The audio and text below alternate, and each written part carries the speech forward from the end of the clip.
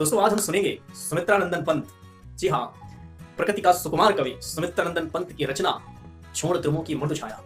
इस कविता में उन्होंने अपनी प्रेमिका के बजाय प्रकृति के प्रेम पर ज्यादा आसक्ति दिखाई है।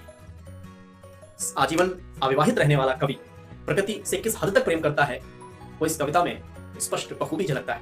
आइए सुनते हैं उनकी रचना।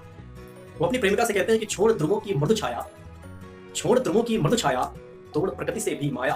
कहते हैं कि तुम्हारे जो ये खुले बाल हैं, इनकी छाया से मुझे प्रकृति की जो छाया है वो ज्यादा सुंदर लगती है। छोड़ ध्रुवों की मृदु छाया, तोड़ प्रकृति से भी माया, बाले तेरे बाल जाल में कैसे उलझा दूं लोचन, भूल अभी से इस जग को।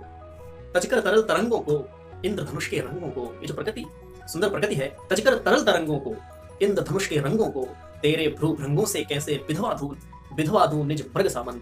तो कहते हैं कि ये जो तेरी भ्रू भंगिमाएं हैं, जो कमान जैसी तेरी भवें हैं, उनकी भंगिमाओं से मैं अपने मृग सा मन कैसे विधवा दूं इन प्रकृति की सुंदरताओं को छोड़कर, कोमल सुंदरताओं को छोड़कर। तजकर तरल तरंगों को इंद्रधनुष के रंगों को, तेरे भ्रू भृंगों से कैसे विधवा दूं निज मृग सामन, छो भूल अभी से इस जग को।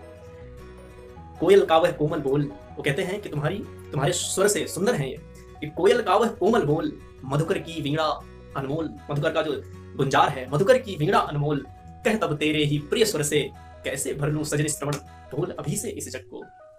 सुधाश उषा सस्मित किसलय दल, उसके अधरों से तुलना करते हैं कि उषा सस्मित किसलय दल, उषा से सने हुए, उषा की लाली से सने हुए किसलय दल, सुधा रश्मि से उतरा जल।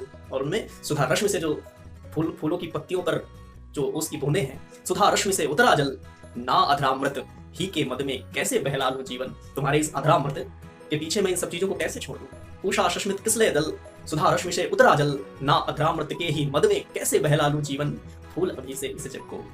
बहुत बहुत धन्यवाद।